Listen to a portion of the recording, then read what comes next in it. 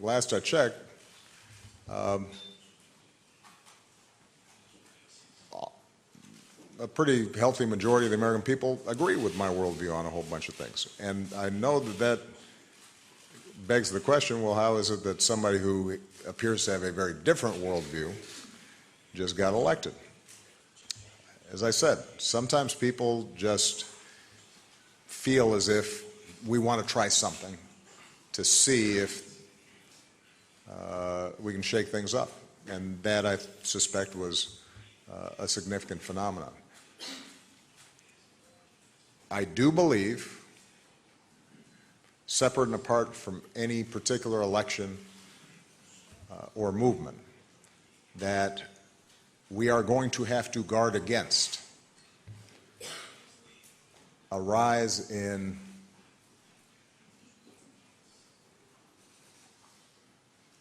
a crude sort of nationalism or ethnic identity or tribalism that is built around an us and a them.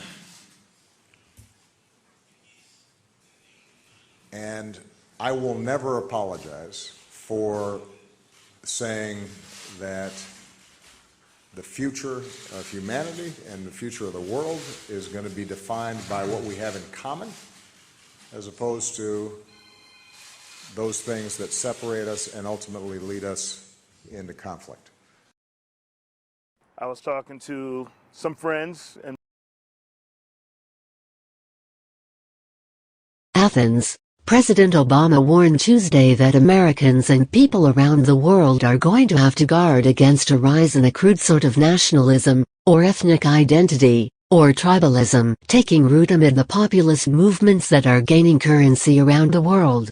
Speaking at a joint news conference with Greek Prime Minister Alexis Tsipras by his side, Obama refrained from criticizing President-elect Donald Trump directly as he discussed the impact of his electoral victory last week. But the president made it clear that he sees a dark side to the kind of populist movements Trump's campaign embodied, ideals that other conservative leaders are advocating in Europe and elsewhere. We are going to have to guard against a rise in a crude sort of nationalism, or ethnic identity or tribalism that is built around us and them, and I will never apologize for saying that the future of humanity and the future of the world is going to be defined by what we have in common, as opposed to those things that separate us and ultimately lead us into conflict, Obama said. Take Europe, he continued. We know what happens when Europeans start dividing themselves up and emphasizing their differences and seeing a competition between various countries in a zero-sum way. The 20th century was a bloodbath. Obama, who made it clear during the course of the hour-long news conference that he did not view the recent U.S. election results as a referendum on his own tenure or world vision, suggested that targeting specific racial, religious ethnic groups could backfire. In the United States, we know what happens when we start dividing ourselves along the lines of race or religion or ethnicity. It is dangerous. It is dangerous, not just for the minority groups that are subjected to that kind of discrimination, or in some cases in the past, violence, but because we then don't realize our potential as a country when we are preventing blacks or Latinos or Asians or gays or women from fully participating in the project of building American life, he said. So my vision is right on that issue, and it may not always win the day in the short term in any particularly political circumstance, but I am confident it will win the day in the long term, Obama added.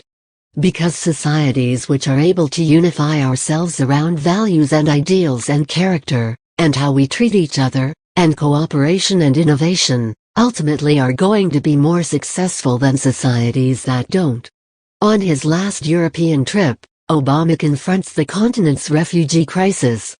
The president suggested that a number of factors contributed to Trump's win. Presidential elections, they turn on personalities. They turn on how campaigns are run. They turn on natural desires for change. If you've had an incumbent who's been there for 8 years, there's a temptation to think, well, let's maybe make a change, he said. I think there are a whole range of factors involved. The president said there was a mismatch between his own job approval rating, which stood at 56% just before Election Day, and Democrats' loss of the White House. "People seem to think I did a pretty good job," he said. But Obama acknowledged that there was a common theme in the recent U.S. presidential election: Britain's vote in June to leave the European Union, and other populist movements elsewhere.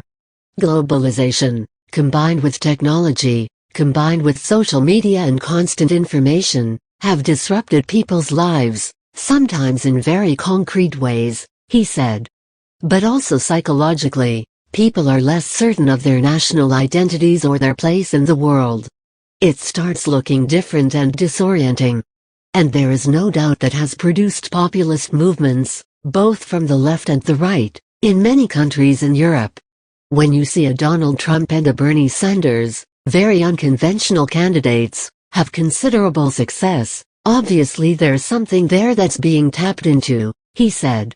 "I think at times of significant stress, people are going to be looking for something, and they don't always know exactly what it is that they're looking for, and they might opt for change, even if they're not entirely confident what that change will bring."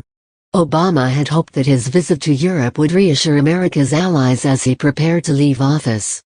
But it has been dominated by questions about what a Trump presidency means for the long-standing transatlantic alliance. Tsipras, for his part, thanked Obama for his support over the years and said he was hopeful the U.S.-Greece alliance would remain unchanged. Local politics alerts breaking news about local government in D.C., MD. Virginia. Sign up echoing Obama's recent remarks. Tsipras warned that it would be difficult for Trump to radically change the foreign policy of a country such as the United States. He urged his fellow European leaders to work with the new president by building bridges, not walls.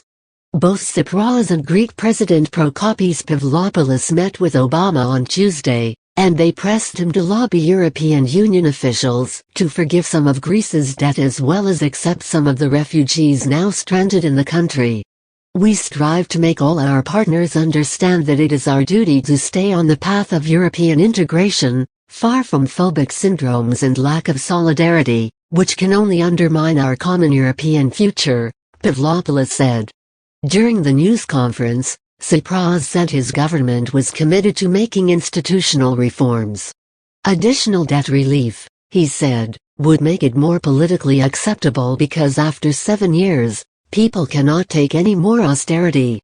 Jaffe contributed to this report from Washington. President Obama and Greek Prime Minister Alexis Tsipras walk into Tuesday's news conference in Athens.